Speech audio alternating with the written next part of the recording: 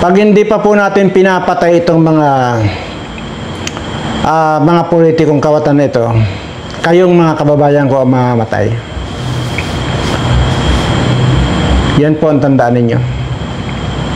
Mamamatay kayo sa gutom, mamamatay kayo sa baha, mamamatay kayo sa sakit, dahil hindi nyo na kayang magpagamot o hindi nyo na kayang bumili ng pagkain, kaya mamamatay kayo. Kaya bago pa lang kayo mamatay, mga kababayan ko, patayin na natin itong mga politikong mga kabataan. Nakakagigil talaga, sobra. Sinabi ko naman po, pagka mayroong porsigido na may magsimula dyan, sige.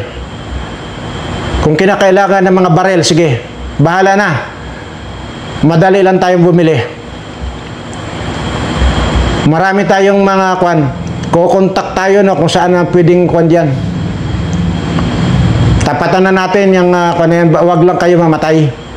Mamamatay kayo, sigurado. Kaliwat kanan ang mga nakawan. Saan pupunta? Mamamatay kayo. Maniwala kayo sa akin. Bago man lang kayo mamatay, mapatay man lang natin itong mga nagpapahirap sa inyo. Sabi ko nga po kung totoosin, wala na akong pakialam dahil wala naman akong kailangan sa gobyerno Kahit kailan, hindi naman ako humingi ng tulong sa gobyerno Ang inaalala ko lang po talaga kayo. At talagang grabe. Kaliwat kanan ang nakawan. Kung ilang malita ang pinag-uusapan, pero hindi na po ito pinag-uusapan dito kung ilang attache malita. Mamamatay kayo sa gutom pagka hindi pa natin pinapatay itong mga itong mga politikong mga kawatang ito. Maniwala kayo sa akin.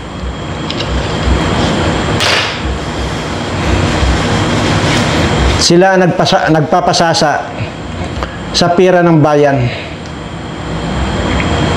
Kagaya lang ngayon sinasabi ko, di ba, yung Johnny Pimentel na naging congressman noong 19th Congress, nung nakaraang taon lang. Na congressman yan. Garahe lang, 1 billion na ang pinagpatay yung garahe lang. Tapos yung mga nakagarahe, mga high-end na sasakyan. Saan kinuha nitong gagong itong tandang ito ang pinambili niyan? Lahat yan kinurakot. Wala po ako sinabi yan dati na wala akong ini-exempt dito. Lahat po yan mga yan kawatan. Maniwala kayo sa akin. Wala pong matino dyan. Sinasabi ko, kaya kailangan talaga patayin na itong mga ito. Talagang sinasabi ko nga po rito, kung itong kondisyon ng galit kong ito, maniwala kayo pag nakahuli ako ng politikong kawatan. Paulit-ulit ko lang po sinasabi. Magmula dito sa gitna ng ulo nila, tatalupan ko yan hanggang baba, tapos ibababad ko yan sa suka yung mga kawatan, yung mga katawan nila. Saka sa asin, sili. Tapos pagkahirap na sila, saka natin unti-unting gilitan ng hayop na yan. Wala na po Investigasyon. Wala po ako nakikita na magandang kahinat na yan. Lahat po yan, mawababaliwala lahat yan. Maniwala kayo sa akin. Walang mapaparusahan dyan, tingnan nyo. Kung may makulong man dyan, ito lang mga kontraktor na mga, mga ginamit itong mga DPWH at itong mga congressman na ito. Yan lang po, siguraduhin ko. Kung may makukulong man dyan na congressman, yung kalaban nila, kalaban ng bangag, yan ang makukulong dyan.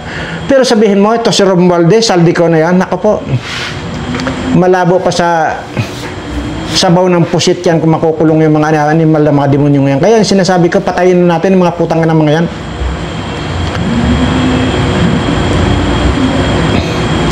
Magbigay na kayo ng information in advance kung saan-saan magpupunta itong mga ito. Gaano mang karami ang mga bodyguard na yun, tatapatan ko. Tatapatan na natin. Wala eh. Alam kong napakahirap bitawan ang mga salitang ito, pero ang nararamdaman ko po talaga ay frustration na po talaga. Sa sobrang galit ko na talaga dito sa mga hayop na to. Tapos makikita pa natin dito, itong mga politikong ito, gumagastos pa sa mga babae nila. Tingnan nyo. Yung mayor ng Marikina, yung si Teodoro, kailangan pa talagang mag-bodyguard siya ng pulis. Tapos mamanyakin niya, ayun, nakademanda, rape. Palibasa kasi, yung itsura nito na mas masahol pa sa karang-karangan ng mukha, kaya wala nang pumapatol, kaya nang rape na lang ng kanyang aide na pulis. Double rape. Mayroon pang minulis siya ang gagawang matanda. Dahil po yan sa sobra-sobra ang mga pira nitong mga hayop na ito. Yan po, congressman siya ngayon. Nakademanda po siya ng rape. Ngayon, dito naman sa pag nagsasalita dyan sa Senado ito, akala mo pag nagsasalita ito, bingi yung kausap niya dyan sa buong Buluwagan. Ito si Joel Villanueva. Nakala mo napakalinis at pa. Kahit paanong itanggi mo, yung mismong picture, hindi may ikakaila yan. Ha? Tanginan nyo. Pagkatapos lang ng college ng babae mo, pinuhunanan mo ng wellness at saka kung ano-ano pa mga kwan. Sige, hindi na ako magsasabi, ito na lang. Para maintindihan. Para maintindihan ninyo. Kasi, kwan eh. Talagang, kwan. Wala na kayong magawa sa pira talaga ng bayan eh. Kaya wala kayong ginawa kundi magdakaw ng magnakaw para sa mga babae ninyo, mga putang na nyo. Ayan. Bagong bala ang netizens kay Senador Joel Villanueva. Ayan. Spotted daw kasi siya sa litrato ng kanyang umano ay side chick na may kapatid daw na kontratista. Narito ang agenda report ni Dexter Ganibe ng Abante. Sa mga kababayan ko po sa Bulacan, Ulol. po tayong magpapadala sa mga nanggugulo at nagpapakalat ng fake news. Tama na, sawa na po tayo sa paratang na walang pruweba na hanggang ngayon hinahanap pa ang ebidensya laban sa atin. Labanan na lang po natin ito sa tamang forum, sa korte.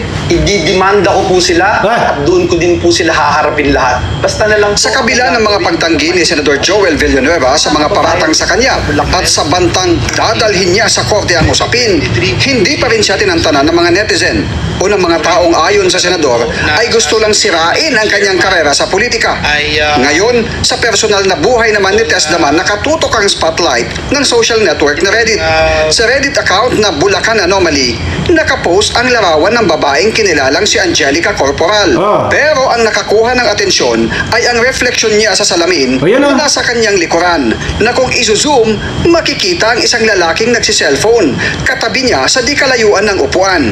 Ayon sa caption sa post, sa gitna ng gulo sa gobyerno at bahang dinaranas, may isang kababayan sa Bukawi na nakaangat na sa buhay, salamat sa ating butihing Senador Joel Villanueva. Isang open secret na umano sa nasabing bayan ang relasyon na Villanueva at Corporal na naging lakambini ng Bulacan. Kinu-question naman ng uploader kung paano na-afford ni Corporal na makapagbukas ng isang high-end spa, magmay-ari ng condo unit, luxury bag at mamahaling relo at sasakyan. Isinasangkot din ng Reddit account ang kapatid ni Corporal na isa umanong kontratista ng pamahalaan gamit ang kumpanyang Gercor Solar and Construction. Comment pa ng isang Reddit user, nagtataka siya na kagagraduate lang sa kolehiyo ay nagka-business agad ng wellness spa na nasa Visayas Avenue. Hindi lang ang kontrobersyal na larawan sa kondo na may hawak na aso, nag-share din ang isang Reddit user ng larawang magkasama sina Senator Tess Daman at Corporal sa isang okasyon na ayon sa ilang comment ay kaarawan ni Corporal. Hiningan natin ang komento si Senator Joel Villanueva, subalit binura niya ang kanyang tugon. Una na niyang sinabi na lahat ng paninira ngayon sa kanya ay bunga umano ng pagbanggit niya kay Congressman Zaldico na sangkot sa budget insertions. huwag po nating kalimutan. Nag-umpisa po itong lahat ng ito. Yung name that cannot be mentioned eminensyon ni Joel Villanueva, si Zaldico, na naglagay ng napakaraming congressional insertion, lalo na sa ating lalawigan sa Bulacan noong 2023. Dahil po sa pagkakadawit ni Zaldico, nag-umpisa na ang pagkasira at pagbato ng putik sa ating pangalan. Sa taong bayan, Tumigil ka na. wala po tayong tinatago. Hindi po tayo nagnanais mag-abroad. Nananatili po. Tumigil ka na, Joel Villanueva. Nandyan ang, nandyan ang mga litrato ninyo. Nakaakbay ka pa nga, nakakuan pa. Tumigil ka. Yan ang kuan. Tapos pagka nandyan ka pa sa Senado, gagamitin mo pa ang verses ng mga Biblia. Sa unang Joel Villanueva, 3:38, mababasa. Ako si Joel Villanueva. Ako ang laging nananalangin sa Senado. Dahil ako ay makadiyos. Pero siyempre, nakakaramdam din ako ng libog. Hindi na ako makontento sa asawa ko. Kaya hinanap ko itong si Corporal. Dito ay nasasarapan ako. Kaya binigyan ko ng kondominium. Binigyan ko lahat ng luho niya. Para sa ganon, halos araw-araw paggagaling ng Senado, dadaan ako sa kondominium niya. Mag-iyot-iyot kami. Yan. Ang sama ng ugali ninyo. Putang ina nyo. Napakapan. Grabe. Sobra ang kahayupan ninyo. Wala na talaga mapili sa inyong mga hayop kayo. Wala na. Saan pa pupulutin itong kwan ito? Ito pa, panghuli pa, ipaparinig ko lang itong mismong batikang abogado ang nagsabi kay Erwin Tulfo na kingkoy itong si Erwin Tulfo. Ayan. Wala. Ayan ha. Kung ano-anong sinasabi nila ito, natawa ko. Alam mo, sorry na lang, kaibigang Erwin, pero kengkoy ka talaga kahapon. Ha? Yung sinasabi mong bendalo, para masunod yung gusto isinisigaw ng mga taong bayan na ibalik. Opo. Alam niyo po, kahit anong sigaw ng taong bayan, ang batas ay batas. Yun. Oh, di ba? Paano? Kung ang isigaw ng taong bayan may kinalaman ng isang senador sa krimen. Huwag na nating sundin ang batas, huwag na nating litisin. Sunggaban na lang natin. Mali at yun. bitayin natin. Mali yun. I-lynch natin. Bigtiin natin. Kumuha tayo ng lubid at bitayin natin sa pinakamalapit na poste. Tama ba yun? Mali Hindi po. ba medyo process? Hindi mo pwedeng i-bend ang law yun. na Senator Erwin Tulfo dahil lamang in the heat of the moment may sinisigaw yung ibang tao. Correct. Nag-ibalik. At alam nyo po, Ito na. Isa yan sa pinakamahusay na abogado dito sa atin. Na di kampanilya talaga. Na maling-mali yung pagsasabi ni Erwin Tulfo na bindalo. Kaya ito rin po yung sinasabi ko. Na mag-form na po kayo ng isang grupo.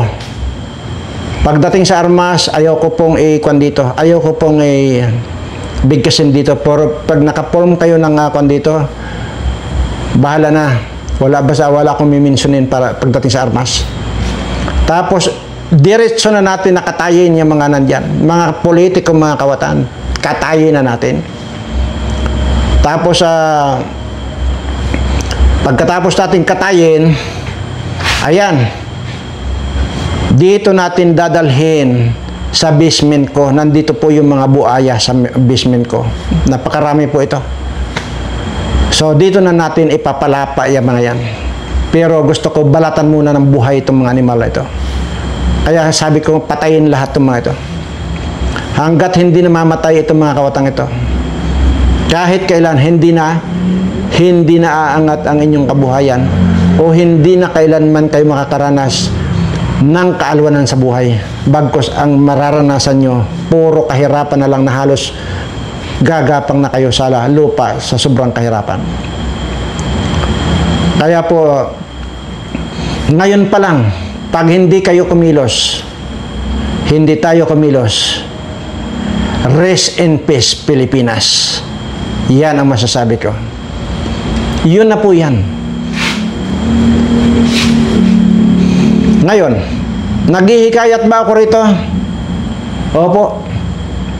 Dahil ang hinihikayat ko rito yung mga taong kayang sugurin na yung mga kawatan na yan at ulihin na natin lahat yan at katayin na natin lahat yan. Sinasabi ko po rito, kung anong mga kailangan, hindi po natin problema, lalo na pagdating sa pinansyal. Hindi na po natin problema yan. Kung sila may mga mali-malitang pira, ay wala na po akong masabi. Kasi nabubuhay lang po ako sa kamuti. Kamuting dilaw nga lang. Wala po akong ganung mali-malitang pira. Pero marami akong kamuting dilaw.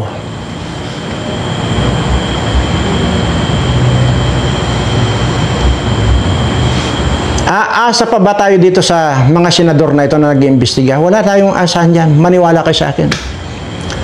Kitang-kita na yung pagpoprotekta nitong si Soto at saka nitong si Lacson dito kay Romualdez. Kitang-kita na. Ay, siya nga pala. Bago ko po i-discuss yung pagpoprotekta ay mukhang ito po ay wala pa namang kasiguraduhan at ito ay nakuha ko lang na impormasyon na mukhang magre-resign na raw po yata itong si Soto bilang isang Senate President or either baka pati yung kanyang pagiging senador ay baka magre-resign na dahil ito po pala ay may matinding sakit. So, iyan po ay nakuha lang natin na balita. So, hindi ko po kasalanan yan kung hindi man totoo yan. Pero malamang, kasi tingnan nyo naman ang itsura, di ba? Para ng kwan. Tuyot na tuyot na. Pwede. At yan daw po pala ay hindi na raw po pala yan nakakaupo ng matagal or nakakatayo ng matagal. At dyan daw po pala sa opisina niya, ayon dun sa ating impormasyon, mayroon daw po yung higaan dyan. Kaya kung minsan, hindi nyo nakikita, yung pala po pupunta doon, hihiga. Kasi talagang matindi na raw po yung kanyang nararamdaman, sakit. At ang pagkakaalam ko po, yung sakit na yan ay yung kwan po yan yung sakit po ng mga manyak. Yan po yan. Ganun po yung mga manyakis. Pero hindi ko po sinabing siya ang manyak, ha? Hindi ko wala po ako sinabi doon. Basta yung sumasakit, yung itong pigi daw niya na parang pakiramdam niya na ano to? Itong binti niya ay parang tawag dito, walang lakas. Oh, ay sakit po ng mga manyak yan. Pero sinasabi ko, hindi ko po sinabing manyak yan. Ang sinasabi ko lang po, ayon sa ating nabalitaan, malamang daw po yan ay mag-resign na bilang isang Senate President or bilang isang senador mismo dahil nga sa kanyang matinding sakit. So, yan. Well, hindi naman na talaga dapat na tumakbo yan Unang-una, tingnan nyo, tumakbo ka lang para pagtakpan mo lang si Romualdez. Ay napakawalang hiya mo naman. Ikaw rin, Lacson. Akala mo, napakagaling mo. Lahat ng mga nagsasabi na, ha? Mga kingkoy kayo dyan sa Senado, yan, pasasabi lang ni Atty. Topacio. Lalo na ito si Erwin Tulfo. Kingkoy. Kayong lahat dyan, mga kingkoy. Imaginin mo, big deal na sa kaya inyo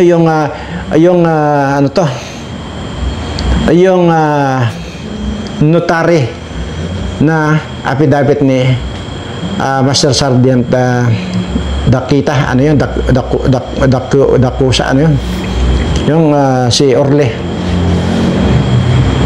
Samantalang wala naman daw pala yun, kahit na wala yun, okay lang yun, kasi nagsumpa naman daw pala dyan sa Senado. So talagang mga tanga kayo. At bagay, ano pa bang i-explikin namin? Itong si Erwin Tulfo na nagsabi na sometimes you have to bend the law.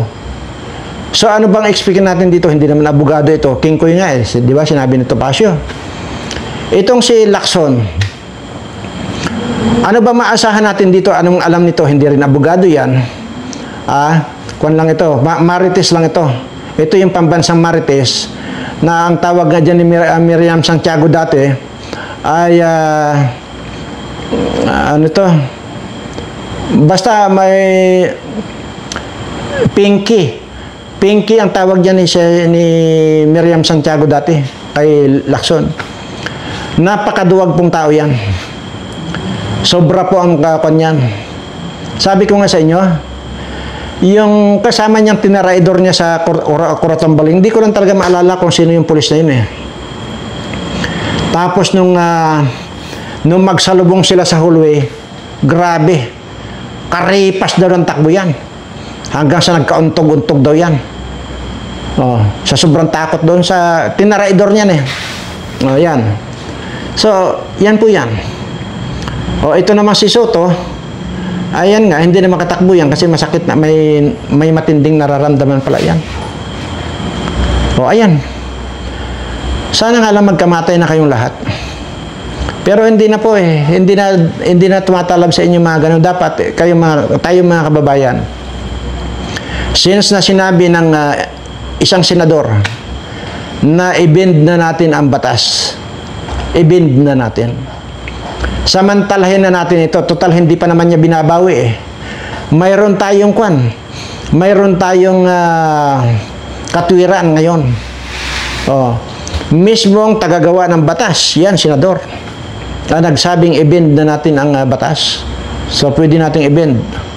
So, pwede pala tayong bumili na ng lahat ng mga armas na kailangan natin at siguro na natin yung mga animal na yan, mga ano yan.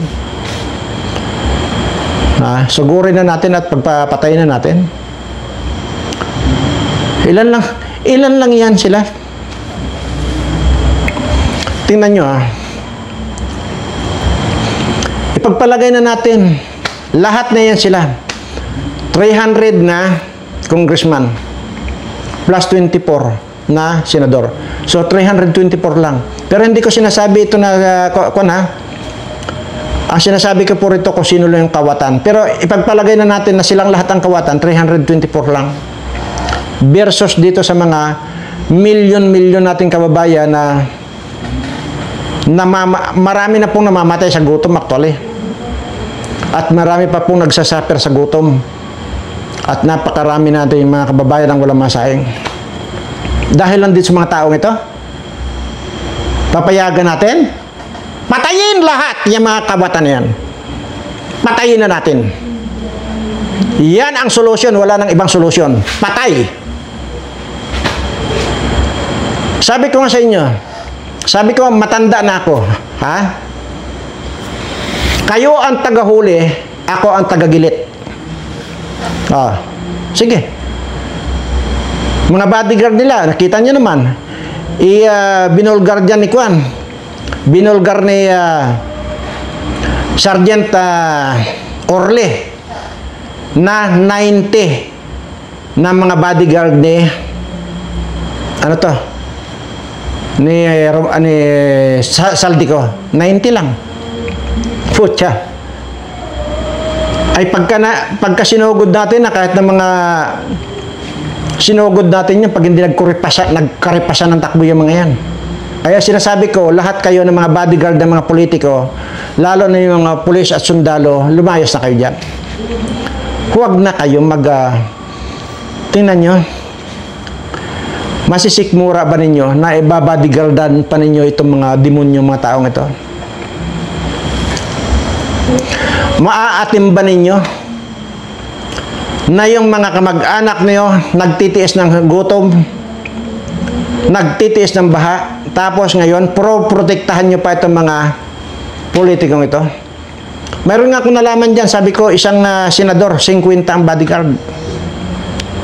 So, kung ganun lang pala, ay di tapatan natin yung bodyguard sa saldi ko lang ng 90. Ano bang mga panila yan?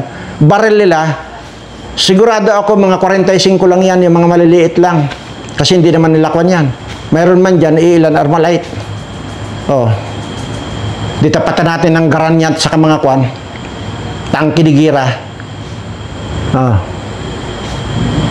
Pag hindi nagkaripasan ng takbo yan, tapos hanapin na natin yung target natin at katayin na natin.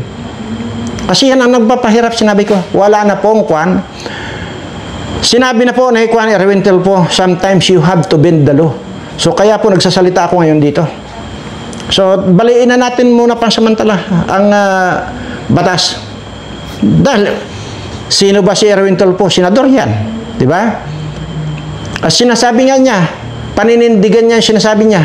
Di tayo rin, panindigan din natin ang ating pagkagusto na patayin lahat itong mga kawatang ito. Anyway, ayoko na pong magdetalye dito, pero pag mayroong nagporma ng higit sa 200, kahit 200 lang, or 300, kasi mayroon akong plano talaga eh.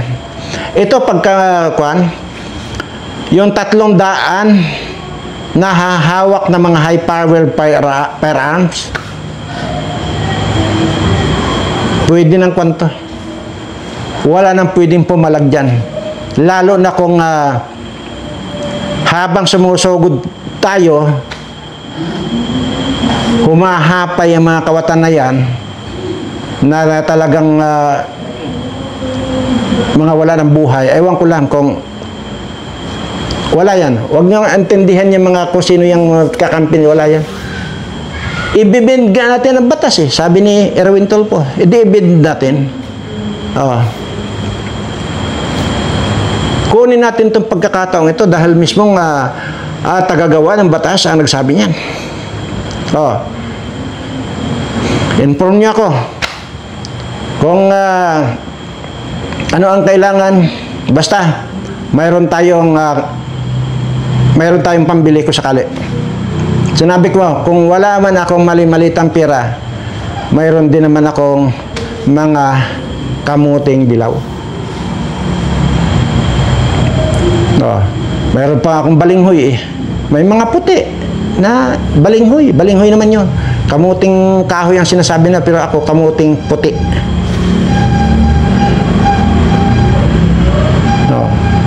Anyway, ulitin ko lang po na maaring mula ngayon ay magre-resign na po itong si Tito Soto dahil sa kanyang matinding sakit. Ayon po sa ating impormasyon. At bilang pangwakas, sa lahat po ng mga subscriber ko ay well, sabi ko nga po, sige, tiis-tiis lang po muna hanggat hindi natin napapatay itong mga kawatang ito. At bilang panghuli, mahal na mahal ko po kayong lahat. Salamat po.